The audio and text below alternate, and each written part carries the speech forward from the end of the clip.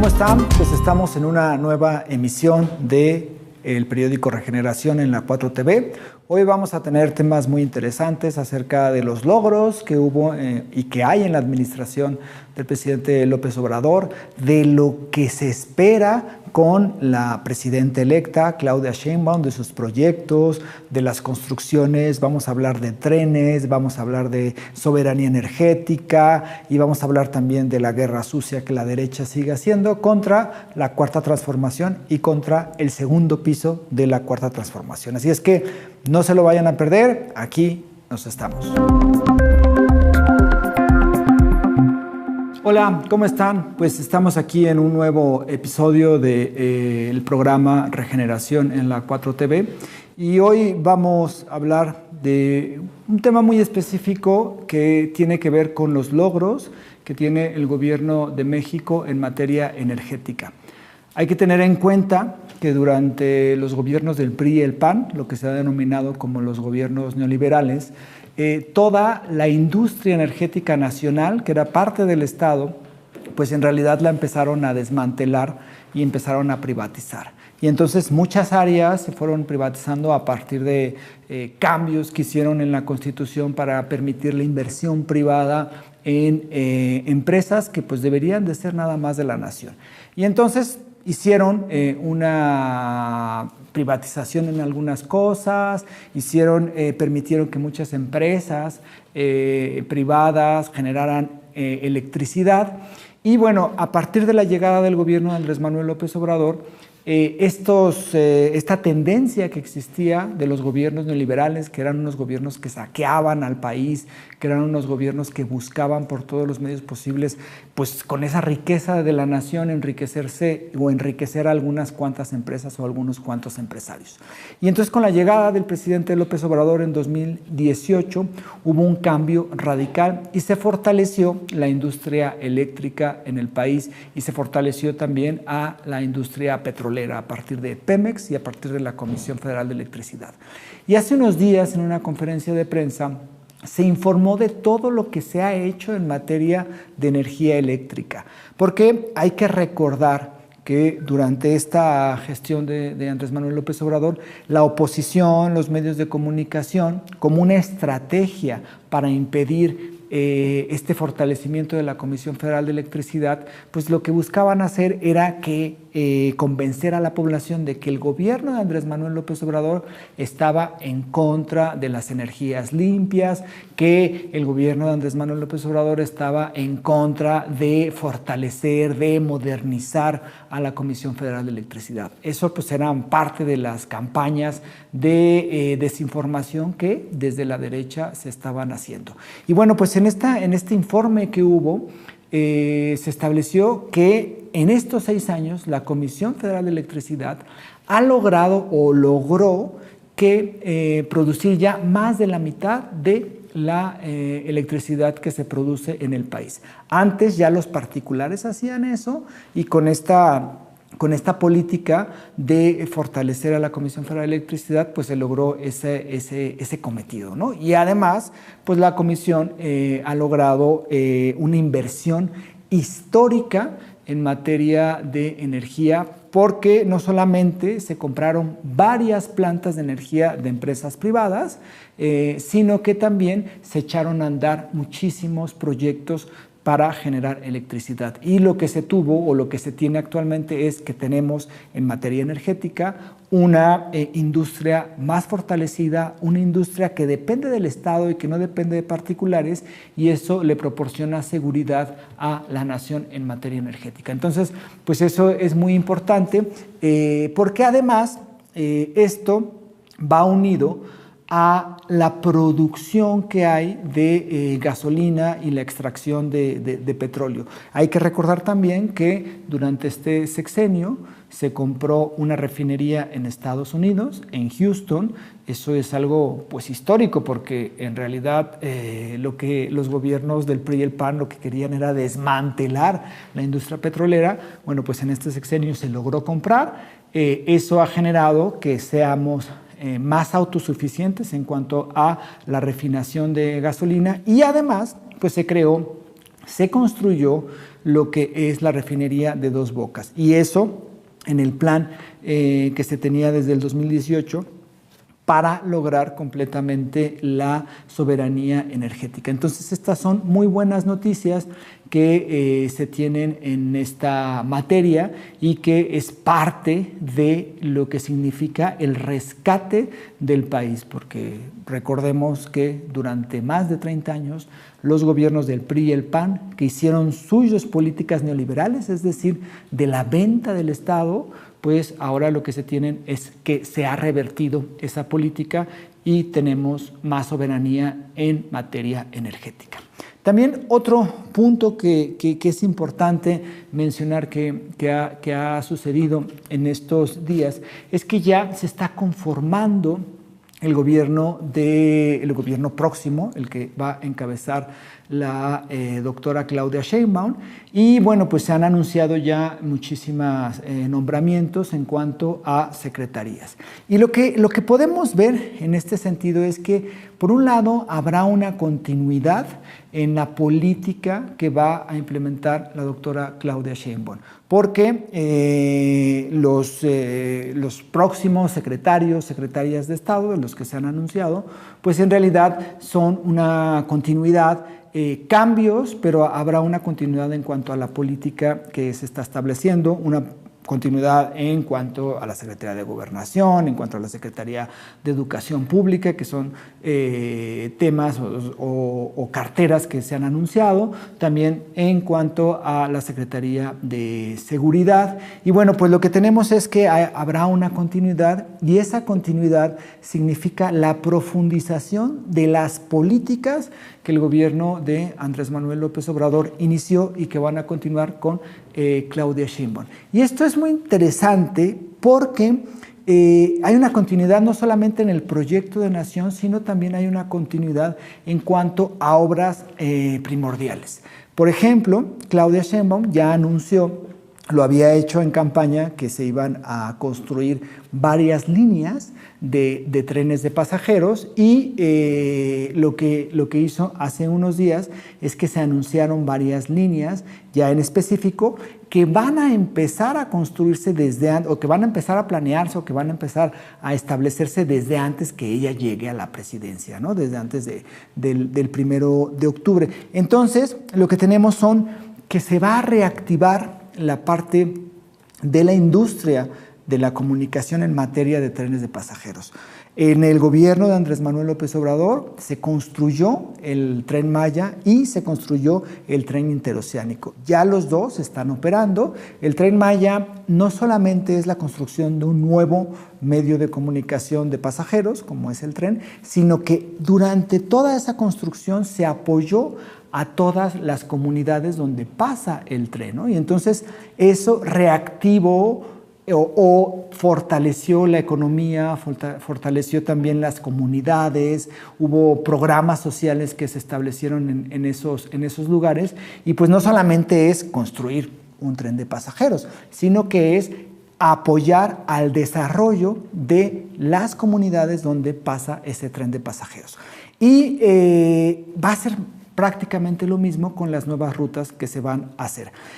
Hay una ruta que se anunció, que es algo que desde hace mucho tiempo se ha planeado y que nunca se llevó a cabo. Es un tren de pasajeros que vaya de la Ciudad de México a la ciudad de Guadalajara. Este tren va primero a pasar por Querétaro y después va a llegar ya a Jalisco. Y eso no solamente es importante porque además habrá una comunicación muy rápida vía los trenes de pasajeros de la Ciudad de México con Querétaro y de Querétaro con Guadalajara, sino que, como toda obra del gobierno, como toda obra estatal, pues va a generar muchísimos empleos, así como los generó en el Tren Maya y como los generó en el Tren Interoceánico. Además de que va a haber mayor comunicación, pues habrá programas sociales en esa construcción, y eso va a convertir al país en un país donde haya trenes de pasajeros.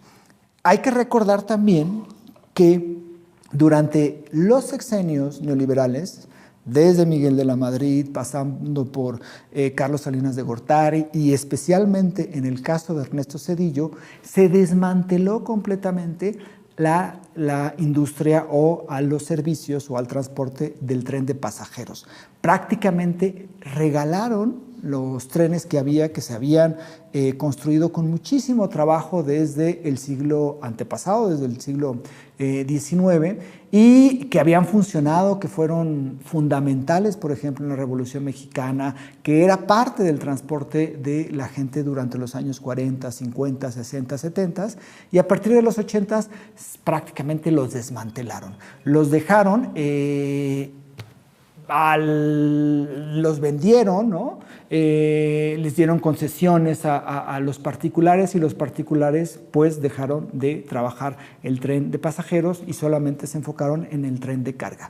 Entonces, con esta política que inicia el presidente López Obrador y que va a continuar Claudia Sheinbaum, vamos a tener trenes prácticamente en todo el país. Y eso va a ayudar muchísimo al desarrollo, va a ayudar muchísimo a la comunicación y va a ayudar muchísimo a una cuestión laboral porque se van a generar recursos y se van a generar empleos. En el Tren Maya se generaron muchísimos empleos, lo mismo que en el tren interoceánico, y pues esa es la apuesta que se tiene en el gobierno de Claudia Sheinbaum. Entonces vamos a pasar en 12 años de ser un país donde no había trenes de pasajeros, solamente había uno pequeñito que era turístico desde Chihuahua hasta Sinaloa, el famoso tren Chepe, a tener un tren en Yucatán, a tener un tren en toda la península de Yucatán, en todo el sureste, a tener un tren, el interoceánico, que además eso va a favorecer a la industria en el Istmo de Tehuantepec, y vamos a tener trenes también en el norte del país para la comunicación que van a llegar hasta la frontera con Estados Unidos. Entonces es parte de las políticas que ya se están anunciando, que además son promesas de campaña. Y bueno, pues también tenemos que ya falta poco para terminar el sexenio de Andrés Manuel López Obrador. Es un presidente, pues yo creo que uno de los más queridos que ha habido en la historia de México, si no es que el más querido. Yo creo que se podría comparar perfectamente con Lázaro Cárdenas, que además la gente lo quería mucho. Bueno, pues lo que sucede con Andrés Manuel López Obrador es que la gente lo ha apoyado, y a pesar de todas las campañas de desprestigio que ha habido en contra del presidente en estos 6 años, que no son nuevas, porque esas campañas vienen desde que López Obrador estaba en Tabasco, en su tierra, cuando encabezaba luchas sociales. Bueno, pues desde ese momento ha habido campañas de desprestigio hacia él. Sucedió lo mismo cuando anunció su intención de ser jefe de gobierno de la Ciudad de México en el 99, en el 2000. También había campañas. Durante toda su gestión como jefe de gobierno de la Ciudad de México, entonces Distrito Federal, también hubo campañas de desprestigio. En las elecciones del 2006, cuando Felipe Calderón y el PAN, unidos con el PRI, hicieron un fraude, también sufrió de campañas de desprestigio y campañas de guerra sucia. Y bueno, pues es algo que ha sufrido constantemente y que se han intensificado en esta presidencia. Pero a pesar de esas campañas, las mediciones de la aprobación del presidente López Obrador han sido o son muy altas, ¿no? Hay encuestas, las que le dan menor aprobación le dan alrededor del 60-65%, y las que le dan más aprobación incluso llega al 80 o al 85%, lo cual es sorprendente porque en general cuando un gobernante, cuando un mandatario llega y empieza a trabajar en su periodo de gobierno, logra hay un desgaste natural en el ejercicio del poder. Y en el caso de Andrés Manuel López Obrador, pues no lo ha habido, porque en lugar de que haya un desgaste, se ha fortalecido su figura. Y esto no solamente es una estrategia mediática o porque caiga bien, sino porque esa popularidad que tiene López Obrador está relacionada con los logros que ha tenido en su gestión. En este sexenio, como lo pueden ver en el último número del periódico Regeneración, ahí hay logros en materia social, los programas sociales, en estos programas sociales están las pensiones a los adultos mayores, están las becas, que son miles y miles y miles de becas para estudiantes, están los apoyos a madres solteras. Entonces eso se ve reflejado porque la gente dice, bueno, pues es que ahora sí los recursos públicos, ahora sí los impuestos, todo lo que se genera en el Estado, pues está beneficiando a la población y no beneficiando a unos cuantos saqueadores. Entonces, toda esa aprobación del presidente López Obrador en realidad es parte de los logros que ha tenido durante su gestión. En el número de Regeneración, ahí pueden verlo, los logros en materia social, en materia económica, en materia de infraestructura. Y hay una consultora que tiene sede en Estados Unidos y que en general hace encuestas cada semana para ver la aprobación entre muchísimos líderes del mundo, ¿no? Alrededor de 20 o 30 líderes. Esta empresa hace las encuestas cada semana y decide o establece cuál es la popularidad o cuál es el respaldo de la gente a sus mandatarios. Y en esa encuesta que se llama, la empresa se llama Morning Consult, lo que se tiene es que el presidente ha estado prácticamente durante toda su gestión entre el segundo y el tercer lugar. Hace unos meses estaba en el tercer lugar y ahora logra estar de nuevo en el segundo lugar, solamente superado por el presidente de la India. Entonces, lo que tenemos es que nuestro presidente es uno de los presidentes más apoyados por su pueblo en todo el mundo, ¿no? Es decir, nuestro presidente es el segundo mandatario en el mundo con más aprobación y con más apoyo. Y esto, pues, no solamente se expresa en las encuestas, sino que también se expresa en la calle, se expresa en los barrios, se expresa en las colonias y se expresa, por ejemplo, en las giras que hace los fines de semana, que ahora esas giras las está haciendo con la presidenta, la virtual presidenta electa Claudia Sheinbaum, y pues a donde va la gente le dice gracias, la gente le muestra la alegría, la gente le muestra su respaldo, y son giras muy lindas porque hay imágenes que nos muestran que por fin el pueblo mexicano tiene un presidente que lo representa, tiene un presidente en el cual confía, y eso pues es algo muy importante y eso es algo que es parte de este proceso de transformación que estamos viviendo. Y bueno, pues esos son como a grandes rasgos los temas que tenemos en estos 15 días.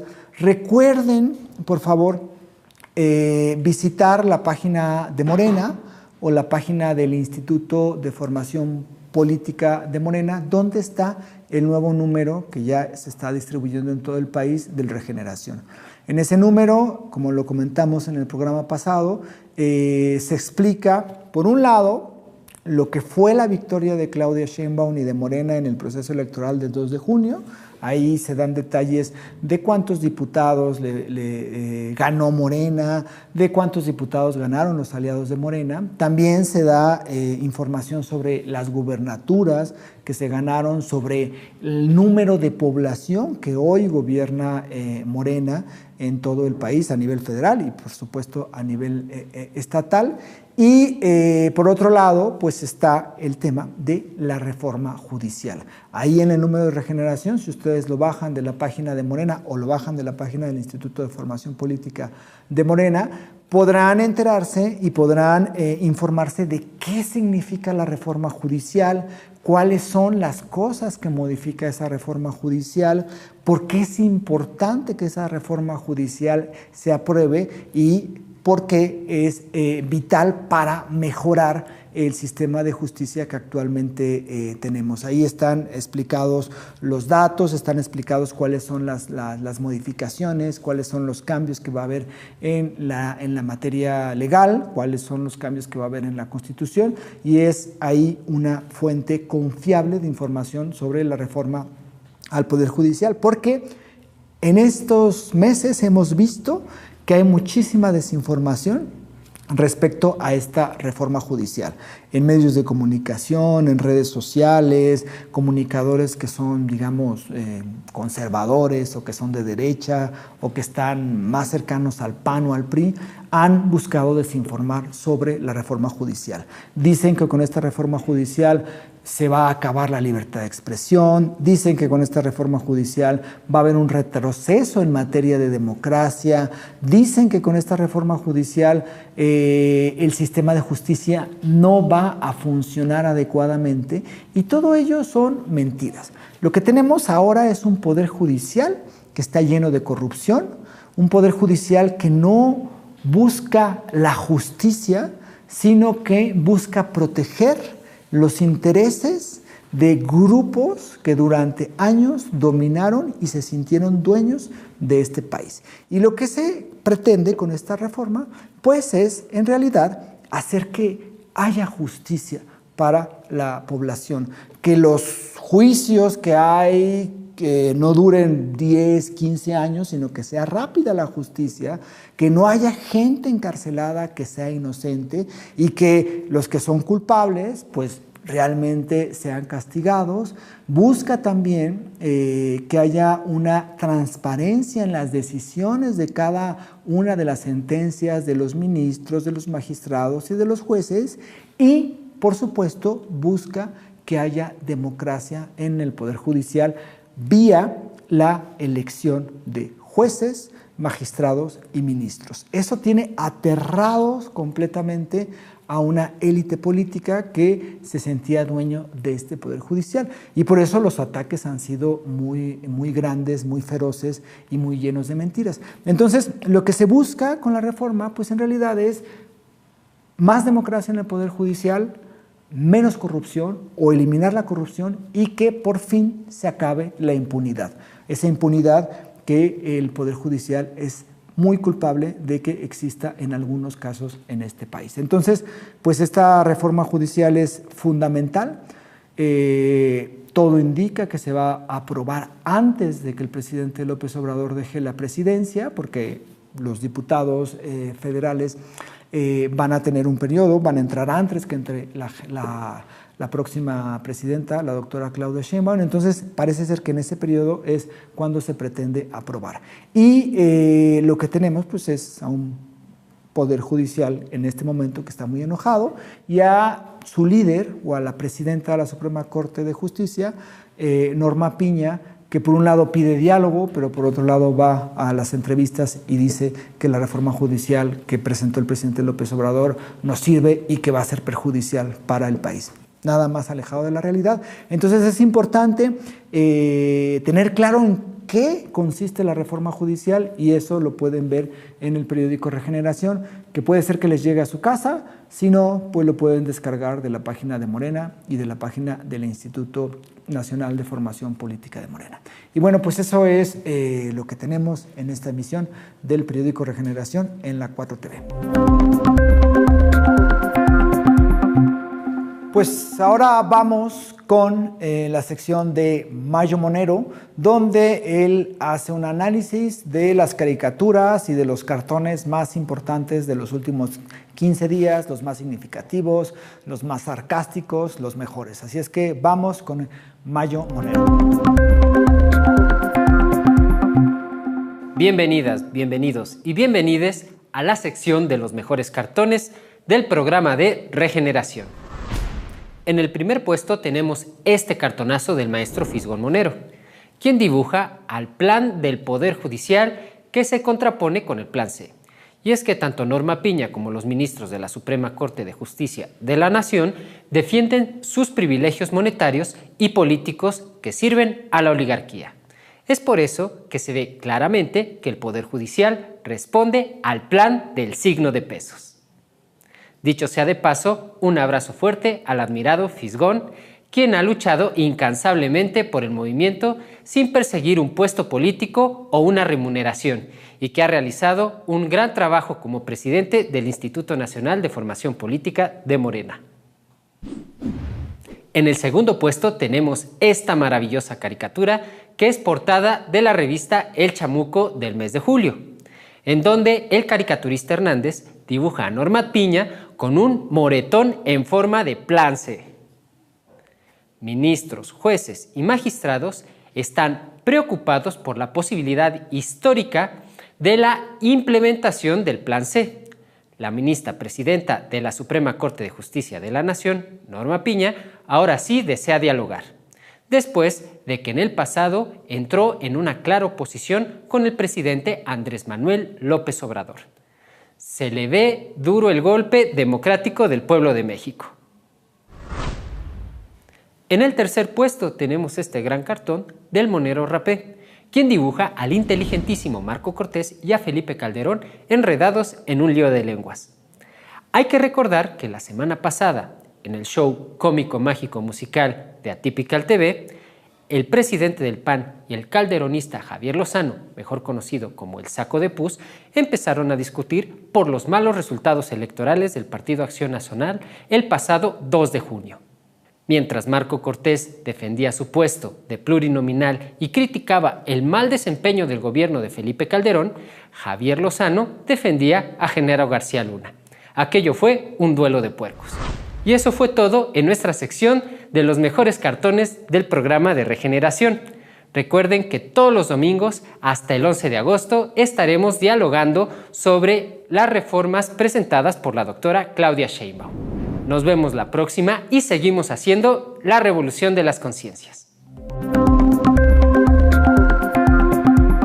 Bueno, pues ahora vamos con la sección de Dani Campero, que se encarga de desmontar toda la guerra sucia que la derecha y los conservadores hacen a diario para desprestigiar a la Cuarta Transformación. Vamos con ella. Bienvenidos a esta sección del programa Regeneración, en donde nos dedicamos a desmentir a la derecha, porque a razón de que todavía no saben cómo recomponérsele la derrota de las pasadas elecciones, continúan golpeteando y desinformando. Empecemos con una muestra más de su miseria. Hace algunos días, el país, y en particular el estado de Quintana Roo, fue impactado por el huracán Beryl. Todo el tiempo el gobierno de México y del estado de Quintana Roo estuvieron informando a la población sobre el progreso del huracán. Para variar, muchos de los medios de comunicación al servicio de la derecha impulsaron una campaña de miedo. Primero, pusieron videos de otros huracanes haciéndolos pasar como el que ocurría en esos momentos en Tulum. Esto orquestado por cuentas de pseudo periodistas y pseudo medios de comunicación u otras de usuarios en Twitter que siempre están desinformando, pero que tienen muchísimo alcance. Después sacaron la mentira confiable y reciclada de que no existen fondos para atender desastres naturales, el famoso Fondem. Que recordemos, para estos desmemoriados, que lo que desapareció fue el fideicomiso por opaco y fraudulento, y porque servía de caja chica del gobierno en turno, más no el programa, que bajo el gobierno de la Cuarta Transformación ha incrementado los recursos asignados de manera sustancial. Aunque eso a la gente de Atypical TV se le olvide mencionar o aclarar, ¿verdad, Jesús Martín Mendoza? O al pseudo periodista independiente Enrique Muñoz. Por último, se empeñaron en propagar la narrativa falsa de la destrucción que este huracán iba a dejar a su paso y que acabaría con algunas de las obras insignias de la Cuarta Transformación, como el aeropuerto de Tulum o el Tren Maya. Esto claramente ocasionado por la falta de calidad, según ellos, en sus materiales de construcción. La realidad es que toda esta desinformación de los agoreros del desastre fue falsa y lo más importante, aunque los mezquinos quieren que a México le vaya mal y a su gente, el paso del huracán no dejó daños mayores y sobre todo ninguna pérdida humana. Por otra parte, es falsísima la fotografía que circula en redes sociales en donde supuestamente se ve a Andrés Manuel López Obrador comiendo junto al hermano de Joaquín Guzmán Loera, alias El Chapo. Ya saben que insisten en intentar vincular al presidente con el crimen organizado. La persona que aparece junto al presidente López Obrador no guarda relación con Aureliano Guzmán Loera, el hermano del Chapo, sino que se trata de un médico de Villa Unión, Mazatlán. Esta fake news también es reciclada y circula en redes sociales desde el 2020 y cada cierto tiempo la ponen otra vez como novedad. Ni para mentir son imaginativos. Por último, en una demostración más de misoginia y seguramente de la línea que ocuparán para atacar a compañeras mujeres que llegarán a puestos de decisión relevantes para el país, es falso que Rosa Isela Rodríguez fuera niñera de los hijos del presidente Andrés Manuel López Obrador. El presidente desmintió que la actual secretaria de la Secretaría de Seguridad y Protección Ciudadana y la próxima titular de la Secretaría de Gobernación haya sido niñera de sus hijos. Nos conocimos porque ella era periodista y yo estaba en la oposición, explicó el presidente. Esto pinta de cuerpo completo la oposición clasista que piensa que ofende a la compañera al decirle niñera, porque si fuera el caso es un oficio más y contrario a lo que piensa la derecha conservadora, eso no la denigraría. Como vemos, compañeras y compañeros, las mentiras no van a parar y nosotros debemos de estar preparados con información verificable y confiable para no permitirles difundir su odio y miseria. Nos vemos en el próximo Regeneración para enterarnos de lo que realmente pasa en este país y para continuar desmintiendo los intereses mezquinos de la derecha. Bueno, pues ya llegamos al final del programa de el periódico Regeneración en la 4TV. Recuerden que pueden encontrar el último número del Regeneración en la página del Instituto Nacional de Formación Política y también en la página de Morena. Y recuerden que si les llega a su casa el periódico Regeneración, pues lo compartan con sus familiares, con sus amigos, para que la información que está ahí en el periódico llegue a más gente. Y también recuerden ver todos los programas que aparecen en la 4TV, que es el canal de la Cuarta Transformación.